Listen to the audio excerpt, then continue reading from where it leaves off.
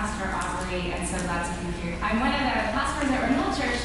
This summer, I've been really honored and privileged to get to be the interim pastor at Bethany Covenant, so it's really fun to see our families come together. Melissa, who's the pastor of Revive, she and I lead a collective of women in church planting together, so it's really fun to have you all here as well, worshiping God together. All right, a few weeks ago, oh wait, 2nd through 5th graders! I haven't been here in a while, I forgot I'm supposed to praise you.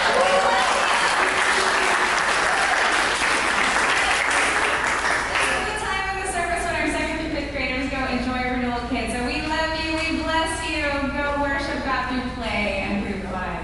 All right, a few weeks ago, I was in the city, I was going to see a play, and I was in a parking garage.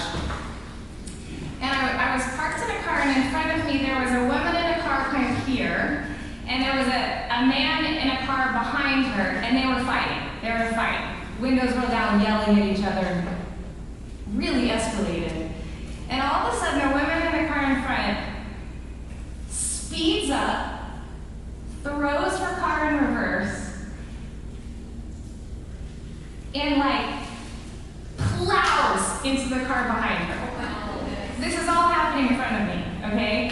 And I don't know what just happened. I think I'm supposed to call 911. I'm shaking, I'm scared. They're just still yelling at each other. No one was, well, I'm sure someone was hurt, but it was just more the intensity of the damage that happened right there. So I call 911, I'm shaking, I kind of wait till the cops come to leave the parking garage.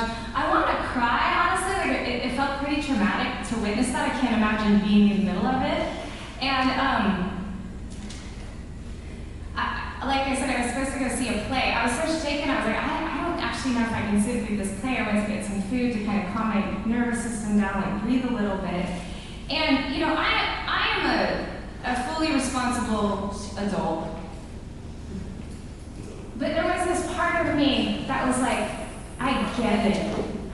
Do you know what I mean? There's a part of me that wants to know what it would be like to throw my car in reverse and ram into somebody. Do you know what I mean? Wouldn't that feel kind of good? I was like, oh man, she did the thing. She said the quiet thing out loud in her car.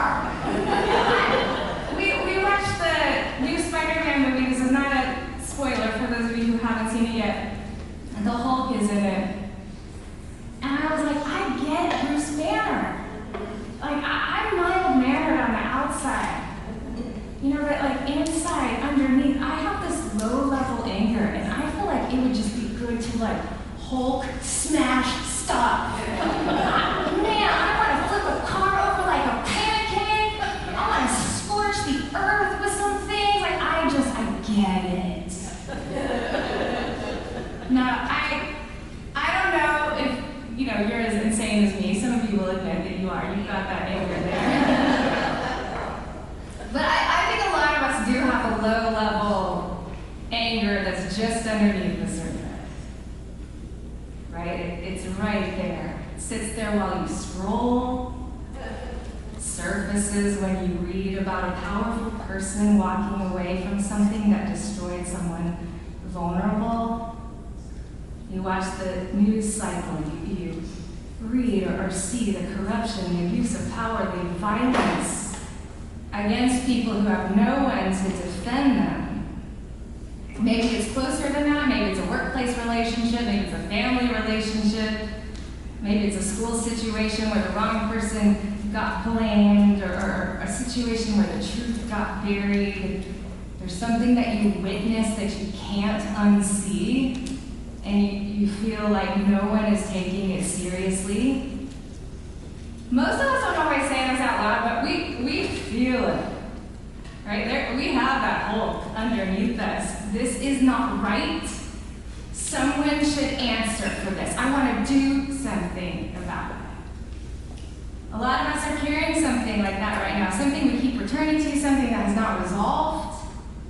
Something that makes us wonder whether anyone with actual power, anyone who can actually do something, is paying attention or even cares. So what do we do with this kind of anger? There's a few options, right? We've been handed a few options. We can suppress it. We can smile, we can slap a Bible verse on it, we can go about our day, ruminate. I'm really good at this. You replay the conversation, you build your case. At 2 a.m. in the morning, you are trying to resolve the argument, but it never actually gets resolved and you're just up all night. Or we can let it out sideways. Right? We can post about it, we can vent about it into our relationships, we can ram into cars in parking garages. We let it leak out into everything around us. And most of us oscillate between one of those three things. But what if there's another way? What if there is a way that is ancient and strange and yet more honest and faithful than any of those other options? That's what we're looking at today as we continue our sermon series in the Psalms. At both Bethany Covenant and Renewal, we've been looking at different types of songs this summer, each of them expressing a different way to go deeper with God. And today we arrive at a song that is one of my favorites. It's a song you have probably not been taught to pray. It is the Imprecatory Psalms. Those of you who know the Imprecatory Psalms are already laughing. The word imprecation actually means curse. Okay, so the Imprecatory Psalms are literally praying down curses on enemies. They are praying for God's justice against evil. They are bold, they are specific, they are shocking, they are deeply faithful. They assume evil is real, they assume injustice matters to God, and they assume God alone can set things right. So that's what we'll see today in Psalm 94. If you've got your Bibles or your phone apps, I would love for you to open up there. If not, some of it will be on the screen for you. We're going to start by reading the first 7 verses. Psalm 94. The Lord is a God who avenges. O God who avenges, shine forth. Rise up, judge of the earth. Pay back the proud what they deserve. How long, Lord, will the wicked? How long will the wicked be jubilant? They pour out arrogant words. All the evildoers are full of boasting. They crush your people, Lord. They oppress your inheritance. They slay the widow and the foreigner. They murder the fatherless. They say the Lord does not see. The God of Jacob takes no notice. Skip down to verse 16 with me. Who will rise up for me against the wicked? Who will take a stand for me against evildoers? Unless the Lord had given me help, I would soon have dwelt in the silence of death. When I said, my foot is slipping, your unfailing love, Lord, supported me. When anxiety was great within me, your consolation brought me joy. Isn't that good? When anxiety was great within me, your consolation brought me joy. Can a corrupt throne be allied with you, a throne that brings on misery by its decrees? The wicked band together against the righteous and condemn the innocent to death. But the Lord has become my fortress, and my God the rock in whom I take refuge. He will repay them for their sins and destroy them for their wickedness. The Lord our God will destroy them. Say it with me. This is the word of the Lord. Thanks be to God. All right, we'll look at the first 2 verses together. The Lord is a God who avenges. O God who avenges, shine forth, rise up, judge of the earth, pay back the proud what they deserve. The Lord is a God who avenges. You know, most of us were taught to open our prayers with something a little more polite. Like ease our way into our prayer with God, not sort of like run at God with a sledgehammer. But we see this here in the prayer book that God gave us. The very first line of Psalm 94 is an unfiltered appeal to the God who exacts justice, the avenger God. Pastor and author of the Message Bible, Eugene Peterson, he says that the Imprecatory Psalms teach us to cuss without cussing. Pretty good description. Some of us like to cuss with cussing, but either way, the point is the same. When a situation is egregious, it calls for language that matches the weight of what has happened. It calls for prayer language that is raw, that is unfiltered, that refuses to pretend everything is fine. And the Imprecatory Psalms provide us exactly that. Imprecatory Psalms give voice to rage. This is rage praying, okay? They give full emotional force to the worst thing you want to say. But this is the key. The imprecatory songs are recited, are prayed, are sung to God. Not to a comment section online, not in a parking garage in downtown Chicago, not to people in your life, not in other unhealthy ways, but to God. The imprecatory songs become kind of a container of sorts because they hold what would otherwise spill into relationships, into a silence that might slowly calcify into bitterness, into, again, a comment section online. Praying the imprecatory songs gives our rage a place to go. We're taking our rage at the injustice that we witness or experience, and we're saying, God, here, you are the only judge who can do something about this, so I'm going to hand it over to you because I cannot deal with this. It's too overwhelming. They move our anger somewhere better than that stuck place inside of us. And God inspired these prayers. I think that's so amazing. God gave us this language. He provided language for our anger. And so he's not surprised by it. In his rage, the author of Psalm 94 is not picking up a weapon. He's actually doing the opposite. He is setting down the impulse to act. This is healthy for his soul. This is healthy for his nervous system. He is placing his demand before the only court with actual jurisdiction. He is not trying to carry it all alone. When was the last time you prayed that honestly? Like seriously, when was the last time that you had a Hulk smash kind of prayer? Maybe it's time to get real in prayer about that person who wronged you and never apologize.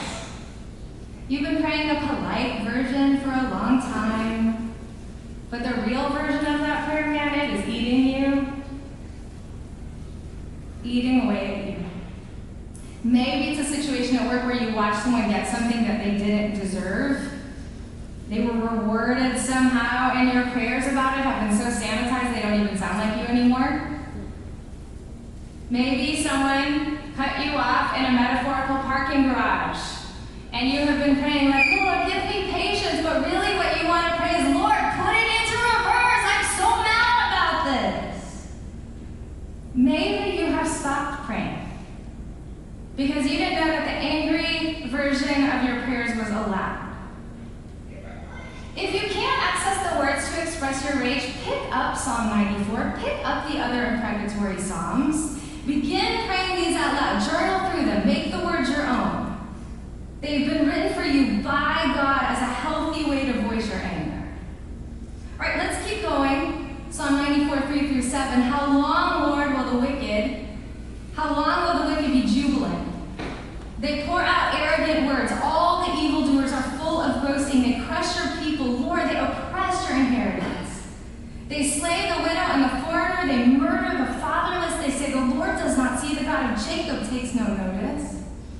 The psalmist here, he moves from his really bold appeal that God would be an avenger to something so overwhelming. He is weighed down by just the sheer accumulation of injustice that he sees. Some of you know what that feels like. The wicked are boasting, the powerful are crushing the powerless. The widow, the sojourner, the orphan, the immigrant. The people Israel's covenant law was explicitly designed to protect are being slaughtered, and the wicked aren't just committing violence. They think that no one's paying attention. They think that they're getting away with it. They're committing this injustice under the assumption that no one is watching or no consequences. They assume the moral order of the world is either fiction or doesn't apply to them. And in the middle of all of that evil brutality, the psalmist is so disoriented, so grieved, he cries out, how long?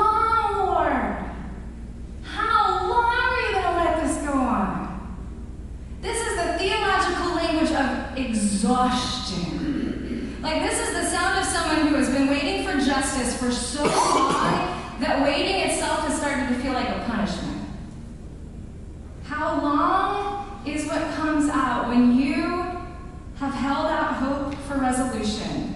And you have watched that hope get deferred time and again and again and again until you're not even sure what you're waiting for anymore. There's actually this really interesting concept in psychology called the Zeigarnik effect. In 1927, there was a psychologist named Luma Zeigarnik. I think we have a picture for you, yeah. She discovered that people remember unfinished tasks significantly better than finished tasks. Okay, that was part of her research. Why? Because the brain treats unresolved situations like an open tab on our phone or our computers. It keeps returning to them. The brain holds those tabs active and open until something closes them. This is why you are up at 2 a.m. rehearsing the conversation or remembering the thing that you should have said. Yeah, I don't know about you, but like 2 a.m. 3 weeks later, I am super witty with my comebacks. 2 a.m. 3 weeks later, you should give me a Netflix special, like a roast comedy special. I am so good. I'm the comeback queen. 3 weeks too late in the middle of the night. Your brain is not broken if you're doing that. Your brain is actually doing exactly what it was designed to do. It's trying to close a loop that has been open for way too long. This is what "How long, O Lord" does. It finally closes that loop because you're saying, God, I can't close it, you have to. I don't have enough power, Lord. I don't have enough strength. You have to close this. How long, O Lord, until you're going to close the loop? And notice the psalmist does not stay vague. Imprecatory psalms name injustice, and they do so very specifically. The psalmist cries out about the widow, the foreigner, the orphan. And this is also really important because the act of naming things, just putting specific language to specific emotional experiences, that quiets the brain's alarm system. The amygdala, which fires in threat and danger, it calms when the prefrontal cortex is engaged in the act of naming. Here's what that means. The imprecatory psalm's unflinching specificity is not weakness.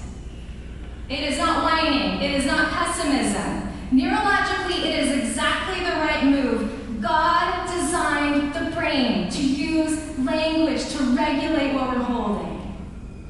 Now, this is super counterintuitive. If you grew up in church, and I know some of you did, you might have grown up in a church where the expectation was that like everything is happy and everything is forward thinking. We're shiny, happy people, right? Because we love Jesus. Some of you grew up in churches like that.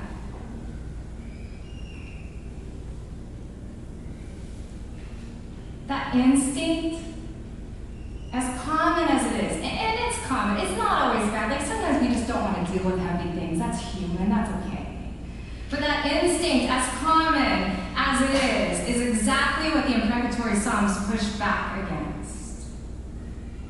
Church, when you are so overwhelmed and disoriented by the injustices you witness or carry, you can tell God. You can name them with specificity, without fear. In fact, this is an act of faith. It is an act of worship. God himself wrote this prayer language for us so that we don't have to carry it all alone. We don't have to stay up at night ruminating. We don't have to carry what only God can. All right, I want to point out one last thing about the imprecatory psalms that I don't want us to miss. And I think this is the hardest part, okay? If you look back at all of Psalm 94, the injustices the psalmist named, they don't immediately get solved. They don't. So I think if we're hoping that by a little rage praying, God will go, oh, thank you for reminding me. I'm going to take care of that now. Like, that's not what the imprecatory psalms are for.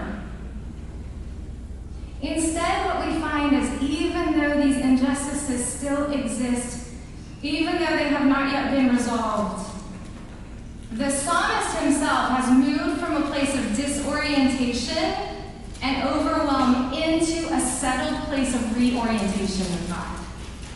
Look at verse 22. But the Lord has become my fortress and my God, the rock in whom I take refuge. How does the psalmist get here? If you look at the progression of all of Psalm 94, we see a few things. First, the psalmist realizes that God knows about the injustices. Does he who fashioned the ear not hear? Does he who formed the eye not see? God is not oblivious. God knows the wrongs that are being committed. The even better news is that God cares about the injustices that are taking place. The psalmist says in verse 14, "For the Lord will not reject his people. He will never forsake his inheritance." And if God knows and God cares, then the psalmist can be assured that God will act on their behalf. This is the final verse of our imprecatory psalm this morning. He will repay them for their sins and destroy them for their wickedness. The Lord our God will destroy them. After we voice our rage, after we name injustice, the imprecatory psalms invite us to entrust vengeance to God. And this